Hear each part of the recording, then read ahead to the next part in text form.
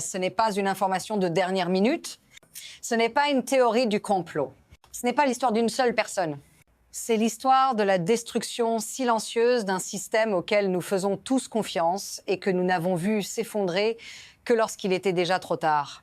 Chaque jour, nous nous déplaçons, nous conduisons, nous achetons, nous mangeons. Nos vies reposent sur l'idée que tout fonctionne, mais sous la surface fluide du commerce, une autre forme de pouvoir opère, un pouvoir qui se cache à la vue de tous. Un vaste réseau invisible a appris à prospérer grâce à cette confiance et à l'utiliser contre nous. Un réseau qui a lentement réingénié nos infrastructures de l'intérieur. Et que se passe-t-il lorsque nous réalisons enfin la trahison? Vous pourriez vouloir détourner le regard, mais vous ne le pouvez pas. Les dégâts sont déjà faits. Que faudrait-il pour arrêter cela? Je vais vous le montrer. Et vous n'aimerez pas là où cela mène. Il existe une force plus profonde derrière cette machine. Mais qu'est-ce qui la contrôle réellement? Cette version retarde la révélation, construit une tension existentielle et laisse le spectateur se demander qu'est-ce qui est réellement mis au jour ici. C'est ainsi que l'on maintient le spectateur au bord du vide. Ce qui contrôle le système aujourd'hui n'est pas ce que nous pensons. Ce n'est pas le gouvernement. Ce ne sont pas les forces de l'ordre auxquelles nous faisons confiance. Ce ne sont même pas les entreprises qui en tirent profit. Il existe un réseau caché, un réseau qui circule dans les veines mêmes de nos infrastructures, dissimulé derrière ce que nous croyons être un système légitime.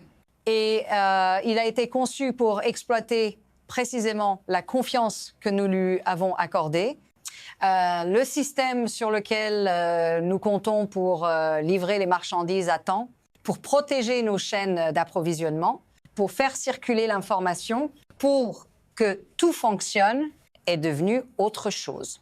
Il est devenu un outil, pas un outil d'efficacité, mais un outil pour quelque chose de bien plus sombre. Et personne ne l'a vu venir. Aujourd'hui, cette force cachée contrôle bien plus que des camions et des entrepôts. Elle contrôle nos déplacements, notre confiance, notre mouvement permanent, les rues, les autoroutes, les biens que nous consommons. Tout fait partie de quelque chose de bien plus vaste, de systémique. Il ne reste qu'une question, qui contrôle cela? Et combien de temps avant que nous soyons tous pris dans la toile? Il y a bien plus que des camions dissimulés. Nous devons comprendre comment ce système fonctionne et qui en bénéficie réellement. À ce stade, la révélation complète est encore retenue. Le malaise s'installe. La curiosité grandit. Que se passe-t-il réellement? Jusqu'où cela va-t-il? Cela n'a pas toujours fonctionné ainsi. Avant, les choses étaient plus simples. Un camion n'était qu'un camion. Une cargaison n'était qu'une cargaison. Il n'y avait aucune raison de remettre le système en question. Les marchandises circulaient, les chauffeurs conduisaient, les entrepôts stockaient. Nous ne regardions pas de trop près, parce que nous n'en avions pas besoin. Mais quelque part en chemin, les choses ont changé. Le système ne s'est pas effondré, il ne s'est pas brisé. Il n'a même pas montré de signes de détresse, il a simplement glissé, silencieusement, invisiblement. Les dégâts à long terme ne sont pas venus d'une catastrophe soudaine. Ils sont venus de changements lents, incrémentaux. Un camion ici, une cargaison là. Un compartiment caché, un message codé. Et pendant ce temps, toute l'infrastructure autour de nous s'ajustait pour l'accommoder. Nous ne l'avons pas remarqué. Et c'est là le danger. Le changement était si subtil, si progressif, qu'il ressemblait à la routine. Mais maintenant que nous voyons la vérité, il est trop tard pour revenir en arrière. Il ne s'agit plus d'un seul camion. Il s'agit d'un schéma, d'une opération systémique. Regardons de plus près la force qui l'alimente. Comment cela a-t-il pu se produire sans que nous le remarquions? Quoi d'autre se cache encore à la vue de tous? Puis vint le jour où tout a commencé à se fissurer. Cela ressemblait à n'importe quel autre jour sur l'autoroute. Un contrôle de routine, une inspection ordinaire. Les agents ne s'attendaient à rien. Le camion était propre, la cargaison légitime. Mais l'unité cynophile n'a pas hésité. Le chien s'est assis près de l'essieu arrière. Premier signe que quelque chose n'allait pas. Ils ont ouvert le camion, rien. Ils ont inspecté les parois, rien. Les caisses de légumes correspondaient parfaitement aux documents. Mais le chien ne mentait pas. Ce n'est qu'avec un scanner de densité qu'ils ont compris. Le plancher était trop épais, la remorque ne transportait pas seulement des produits frais, elle dissimulait 100 kilos de méthamphétamine. Le chauffeur, sous le choc, terrifié, affirmant qu'il n'en savait rien. Et c'était vrai, il n'était qu'un rouage. La vraie question n'était pas lui, c'était le réseau entier construit autour de lui. Ce n'était pas un chauffeur isolé. C'était une opération et ce camion n'était qu'un parmi 250 qui sillonnaient le pays. Un seul camion ne suffisait pas à les arrêter. C'était bien plus vaste et bien plus dangereux.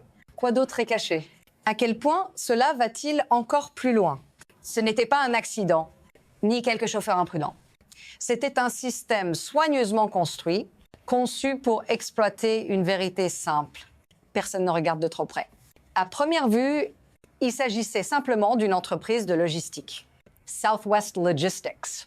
Des contrats avec les plus grands noms de la distribution, une réputation de fiabilité, et cette réputation était son bouclier. Mais derrière, Il y avait autre chose. l'entreprise n'avait pas été infiltrée par le cartel, elle était le cartel. L'activité légitime, les camions transportant des produits frais servaient de façade. Chaque livraison réussie était un écran de fumée. Pendant que ces camions maintenaient l'apparence, d'autres transportaient quelque chose de bien plus dangereux. Des camions sur mesure, des unités prioritaires, chargés de méthamphétamine, cachés dans des compartiments hydrauliques sous le plancher. Ils circulaient sur les autoroutes, côte à côte avec les innocents, invisibles pour les systèmes censés nous protéger. Ils étaient intégrés au flux légitime, transportant silencieusement du poison à travers le pays. Qui en profite? Les cartels. Qui en paye le prix? Nous tous. Et ce système n'allait pas rester caché éternellement. Le danger ne résidait pas seulement dans les camions. Mais dans les systèmes qui rendaient cela possible. Les fissures ont vite commencé à apparaître. Au cœur de la nuit, un camion lourdement modifié entre dans un centre de distribution. Personne ne sait ce qu'il transporte, mais les signes sont déjà là. Ce ne sont plus seulement des légumes, c'est la mort qui circule. Le système est trop vaste, trop imbriqué dans l'infrastructure pour être démantelé par une seule saisie. Un camion est intercepté, un autre prend sa place. Un chauffeur est arrêté, un autre reprend la route. Mais l'opération ne s'arrête pas au camion. Elle traverse les entrepôts, les entreprises censées protéger la chaîne logistique. Ce ne sont pas de simples centres de distribution. Ce sont des points de transfert involontaires. Une série de raids rapides révèle l'ampleur: 50 tonnes de méthamphétamine, 273 arrestations, 250 camions. Ce n'était pas seulement un cartel, c'était un réseau. Même lorsque les forces de l'ordre se rapprochent, une question demeure. Jusqu'où cette corruption s'est-elle infiltrée? À quel point le système est-il compromis? Et ce n'est pas qu'une histoire de drogue, c'est une histoire de vies humaines. Dans la précipitation pour démanteler l'opération, une autre réalité apparaît, les innocents. Des centaines de chauffeurs, parfois totalement ignorants de l'empire criminel, dont ils faisaient partie, ont été pris dans le filet, leur vie détruite en un instant. Ils avaient fait confiance à l'entreprise, ils avaient fait confiance au système. Et maintenant, ils se retrouvaient au bord de la route, leur camion saisi, leur carrière anéantie. Ils ne transportaient pas seulement de la marchandise, Ils portaient le poids de vie brisé. Comment se reconstruire après cela, quand le système en lequel vous aviez confiance vous trahit et qu'il ne reste plus personne vers qui se tourner? Ce n'était pas seulement faire tomber un cartel, c'était affronter les vies laissées dans les décombres. Et lorsque l'onde de choc se propage, elle ne s'arrête pas au niveau local. Elle dépasse largement les autoroutes. Ce n'est plus une seule entreprise, ni même un seul pays. Les ramifications sont mondiales. L'influence du cartel dépassait les frontières du Mexique. Elle était intégrée au tissu même du commerce international, Walmart, Costco, Kroger. des noms auxquels nous faisons confiance pour nourrir nos familles, pris dans le même système qui a permis à ces drogues de circuler librement. La chaîne alimentaire américaine n'a jamais été une simple histoire locale. C'est l'épine dorsale du commerce mondial. Et aujourd'hui, elle a été militarisée. Ce n'est pas seulement une menace pour la santé publique, c'est une menace pour la sécurité nationale, pour notre manière même de fonctionner comme société. Le monde observe et comprend que nul système n'est à l'abri, même les plus fiables. Alors que se passe-t-il maintenant? D'autres systèmes suivront-ils? D'autres pays tomberont-ils dans les mêmes failles? Que signifie cela pour le commerce mondial? Quelle part de l'infrastructure est déjà compromise? Maintenant que l'ampleur est claire, 3 chemins s'ouvrent. L'ajustement, le système pourrait s'adapter. De nouveaux contrôles, une surveillance renforcée. Mais la confiance peut-elle vraiment être restaurée? L'érosion. Et si ce n'était que le début? Et si d'autres systèmes étaient déjà compromis, cachés à la vue de tous? La rupture, un effondrement total, la disparition de la confiance. Chaque infrastructure devient une vulnérabilité. Avons-nous déjà dépassé le point de non-retour? Nous avons atteint un point de bascule. Le choix ne nous appartient peu. Être plus. Quel avenir nous attend? Que se passe-t-il si nous perdons le contrôle? Nous ne savons pas quelle voie sera empruntée. Mais nous savons que nous sommes au bord du gouffre. Le système que nous pensions solide est fissuré de part en part. Allons-nous nous adapter à temps? Allons-nous assister à son érosion? Ou tout s'effondrera-t-il avec lui? Il faut se poser la question. Continuerons-nous à faire confiance au système? Ou reconnaîtrons-nous enfin que les forces censées nous protéger sont celles qui nous ont rendus vulnérables? Le prochain chapitre s'écrit en ce moment même. Et il dépend de notre capacité à regarder la vérité en face. Ce n'est pas la fin. Suivez la prochaine enquête.